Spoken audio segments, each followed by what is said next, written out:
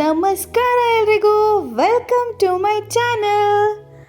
ಇವತ್ತು ಏನು ರೆಸಿಪಿ ಅಂತ ಆಲ್ರೆಡಿ ನೀವು ನೋಡ್ತಾ ಇದ್ದೀರಲ್ಲ, ಸಖತ್ ಟೇಸ್ಟಿಯಾಗಿರೋ ಕಜ್ಜಾಯನ ಮಾಡಿದ್ದೀವಿ. ಇದಕ್ಕೆ 3 ದಿನದ ಪ್ರೊಸೀಜರ್ ಇರುತ್ತೆ. Easy procedure. ಮೊದಲನೇ ದಿನದ ಪ್ರೊಸೀಜರಲ್ಲಿ ನಮ್ಗೆ ಎಷ್ಟು ಬೇಕು ಅಷ್ಟು ಅಕ್ಕಿನ ತಗೊಬೇಕು. ನಾವಿಲ್ಲಿ ಕರೆಕ್ಟಾಗಿ 2 ಕಪ್ ಅಕ್ಕಿನ ತಗೊಂಡು ಒಂದು 2 ರಿಂದ 3 ಸಲ ಚೆನ್ನಾಗಿ ತೊಳ್ಕೊತಿದ್ದೀವಿ. ನೀವು ಇದಕ್ಕೆ ತಿಂಡಿ ಅಕ್ಕಿ ಅಂತ ಬರುತ್ತೆ, ಇಲ್ಲಾಂದರೆ ರೇಷನ್ ಅಕ್ಕಿ ಬರುತ್ತೆ, ಅದನ್ನು ಯೂಸ್ ಮಾಡಿದ್ರೆ ಚೆನ್ನಾಗಿರುತ್ತೆ. ಸೊ ಚೆನ್ನಾಗಿ ತೊಳ್ಕೊಬೇಕು.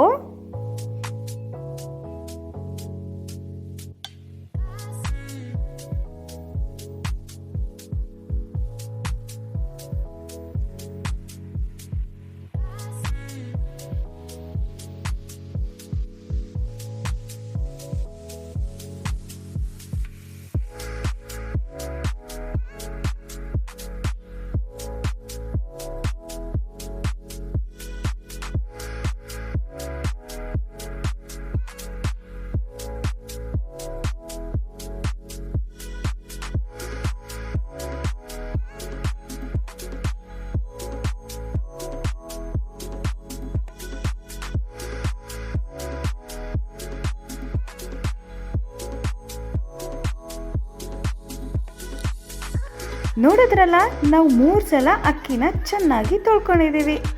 ಇವಾಗ ತೊಳೆದಿಟ್ಕೊಂಡಿರೋಂತಹ ಅಕ್ಕಿನ ನೆನೆ ಹಾಕುವಂಥ ಟೈಮ್. ಅಕ್ಕಿ ಮುಳುಗುವಷ್ಟು ನೀರು ಹಾಕಿದ್ರೆ ಸಾಕು. ಇದನ್ನು ಒಂದು ಕಡೆ ಎತ್ತಿಟ್ಕೊಬೇಕು.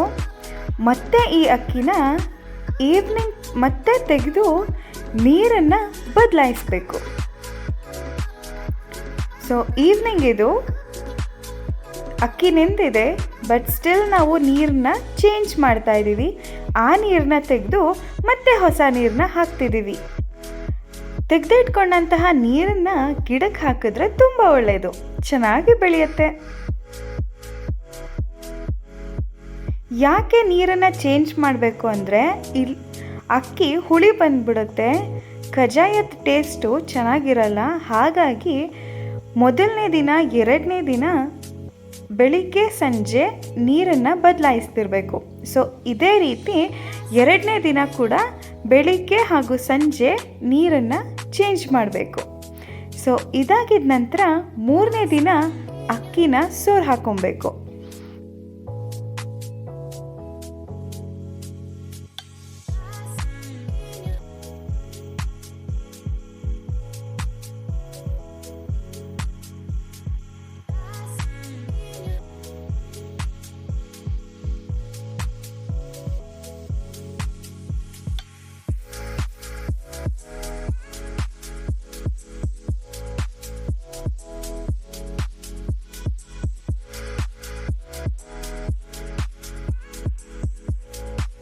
ನೀರೆಲ್ಲ ಸಪ್ರೇಟ್ ಆಗುವಂಗೆ ಅಕ್ಕಿನ ಸೋರ್ ಹಾಕ್ಕೊಂಡಿದ್ದೀವಿ.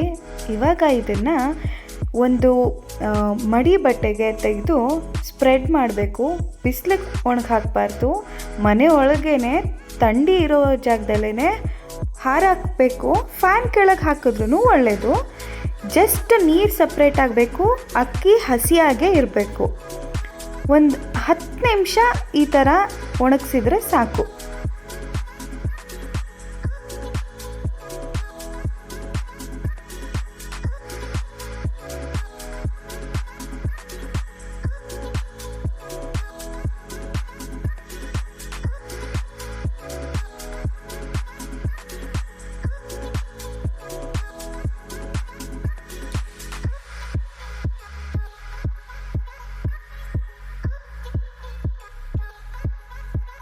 ಹತ್ತು ನಿಮಿಷ ಒಣಗಿ ಹಾಕಿದ್ದಾಗಿದೆ. ಇಲ್ಲಿ ನೋಡಿ, ಮುಟ್ಟಿ ನೋಡ್ತಾ ಇದ್ದೀನಿ, ನೀರಿಲ್ಲ, ಬಟ್ ಅಕ್ಕಿ ಹಸಿಯಾಗಿದೆ. ಇವಾಗ ಗ್ರೈಂಡ್ ಮಾಡ್ಕೊಳ್ಳೋ ಸಮಯ. ಸ್ವಲ್ಪನೇ ಅಕ್ಕಿ ತಗೊಂಡು ಅದಕ್ಕೆ ಏಲಕ್ಕಿ ಕೂಡ ಆ್ಯಡ್ ಮಾಡಿ ಮನೆಯಲ್ಲೇ ಗ್ರೈಂಡ್ ಮಾಡ್ಕೊತಿದ್ದೀವಿ. ಒಂಚೂರು ನೀರು ಹಾಕ್ದಿರ ಡ್ರೈ ಆಗಿ ನೈಸ್ ಪೌಡರ್ ಆಗಿ ಮಾಡ್ಕೊಬೇಕು.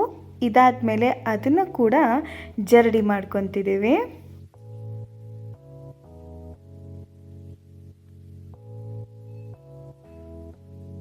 ಜರಡಿ ಆಗಿದ ನಂತರ ಹಿಟ್ಟನ್ನು ಒಣಗಿಸೋಕೆ ಬಿಡಬಾರ್ದು. ಒಂದು ಬಟ್ಟೆ ತೊಗೊಂಡು ಅದನ್ನ ಮುಚ್ಚಿ 5 ನಿಮಿಷದಲ್ಲಿ ಪಾಕ ರೆಡಿ ಮಾಡ್ಕೊಬೇಕು. ಪಾಕಕ್ಕೆ ನಾವು ಎಷ್ಟು ಅಕ್ಕಿ ತೊಗೊಂಡಿರ್ತೀವಿ ಅಷ್ಟೇ ಬೆಲ್ಲ ತೊಗೋಬೇಕು. ನಾವಿಲ್ಲಿ ಹುಂಡೆ ಬೆಲ್ಲ ತೊಗೊಂಡಿದ್ದೀವಿ. ನೋಡ್ತಾ ಇದ್ದೀರಾ, ನಾನು ಎಷ್ಟು ಅಕ್ಕಿ ತೊಗೊಂಡಿದ್ವಿ ಅಷ್ಟೇ ಬೆಲ್ಲ ತೊಗೋತಾ ಇದ್ದೀವಿ.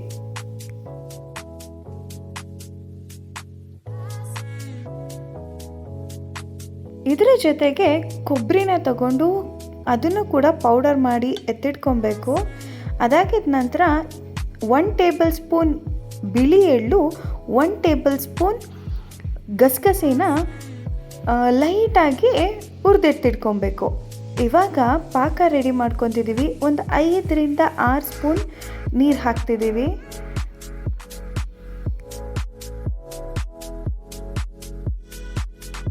ಒಂದು 3 ರಿಂದ 4 ನಿಮಿಷ ಆಗುವಾಗಲೇ ಈ ರೀತಿ ಕುದಿಯೋದಕ್ಕೆ ಸ್ಟಾರ್ಟ್ ಆಗಿದೆ. ಇದನ್ನು ಯಾವ ರೀತಿ ಚೆಕ್ ಮಾಡ್ಕೊಬೇಕು ಅಂದರೆ, ಒಂದು ಪ್ಲೇಟಿಗೆ ನೀರು ಹಾಕಿ ಪಾಕನ ಅದಕ್ಕೆ ಹಾಕಿದ್ರೆ ಈ ರೀತಿ ಉಂಡೆಯಾಗಿ ಬರಬೇಕು. ಇವಾಗ ಪಾಕ ರೆಡಿ ಇದೆ ಅಂತ ಇಮಿಡಿಯೇಟಾಗಿ ನಾವು ಇದಕ್ಕೆ ಗಸಗಸೆ ಹಾಗೂ ಎಳ್ಳು ಕೊಬ್ಬರಿನ ಆ್ಯಡ್ ಮಾಡಿಕೊಂಡು ಸ್ವಲ್ಪನೇ ಅಕ್ಕಿ ಹಾಕ್ಕೊಂಡು ಈ ರೀತಿಯಾಗಿ ತಿರುತ್ತಾ ಇರಬೇಕು. ತಿರುವುದನ್ನು ನಿಲ್ಲಿಸಬಾರ್ದು, ತಿರುತ್ತಾನೇ ಇರಬೇಕು.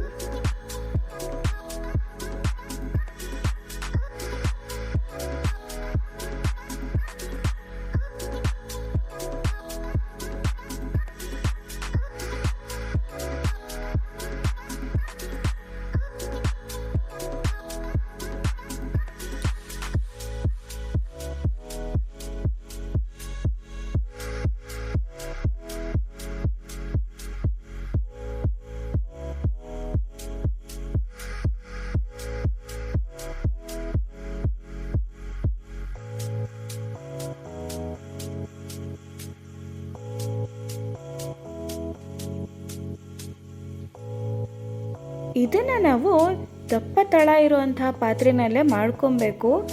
ಮುದ್ದೆನ ಯಾವ ರೀತಿ ತಿರುತ್ತಾನೇ ಇರ್ತೀವಿ ಅದೇ ರೀತಿ ತಿರುಗಬೇಕು. ಗಂಟಾಗೋದಕ್ಕೆ ಬಿಡಬಾರ್ದು. ಫುಲ್ ತಿರುವಿದ ನಂತರ ಇದನ್ನು ಎತ್ತಿಡ್ಕೊಬಹುದು. ಸೊ ಕನ್ಸಿಸ್ಟೆನ್ಸಿ ನಮಗೆ ಗೊತ್ತಾಗುತ್ತೆ.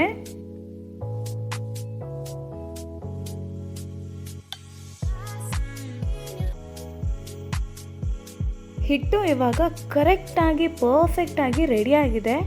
ಮೇಲೆ ಸ್ವಲ್ಪ ಎಣ್ಣೆ ಹಾಕ್ಬಿಟ್ಟು ಎತ್ತಿಟ್ಕೊಬೇಕು. ಇದು ಕಂಪ್ಲೀಟಾಗಿ ಕೋಲ್ಡ್ ಆಗೋವರೆಗೂ ಬಿಡಬೇಕು.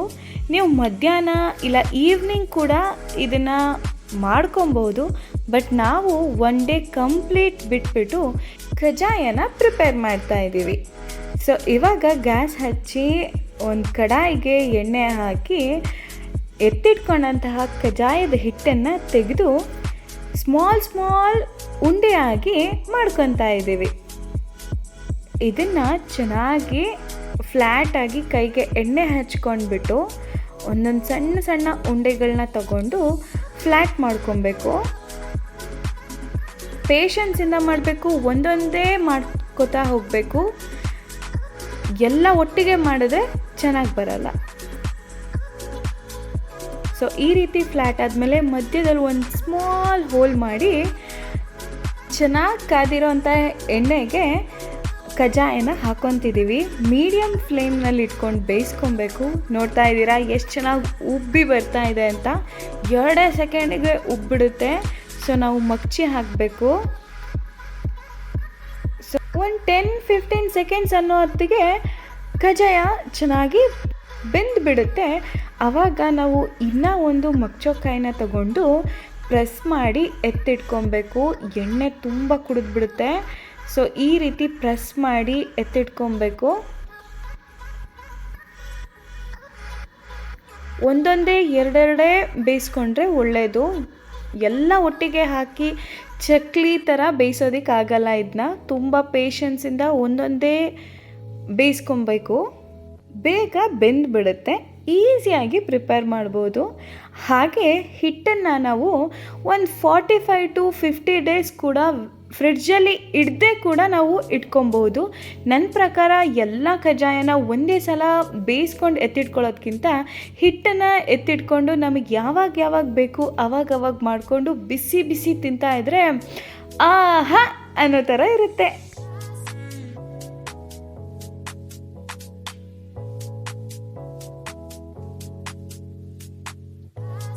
ಇವಾಗ ಯಮ್ಮಿ ಆಗಿರೋ ಟೇಸ್ಟಿ ಆಗಿರೋ ಫ್ಲೇವರ್ಡ್ ಫುಲ್ ಕಜ್ಜಾಯ ರೆಡಿಯಾಗಿದೆ ನೋಡಿ. ಇಲ್ಲಿ ವಾವ್, ಒಂಚೂರು ಗಟ್ಟಿಯಾಗಿಲ್ಲ, ಸಖತ್ತಾಗಿ ಬರ್ತಿದೆ. Superb recipe. ನೀವು ಕೂಡ ಮನೆಯಲ್ಲಿ ಟ್ರೈ ಮಾಡಿ. ಇಷ್ಟ ಆದರೆ ಕಮೆಂಟ್ ಮಾಡಿ, ಫೋಟೋ ಹಾಕಿ, ಲೈಕ್, ಶೇರ್, ಸಬ್ಸ್ಕ್ರೈಬ್ ಮಾಡೋದನ್ನ ಮರಿಬೇಡಿ. ನಿಮ್ಮ ಪ್ರೀತಿ ಪ್ರೋತ್ಸಾಹ ನಮ್ಮ ಮೇಲೆ ಸದಾ ಇರಲಿ. ಧನ್ಯವಾದಗಳು.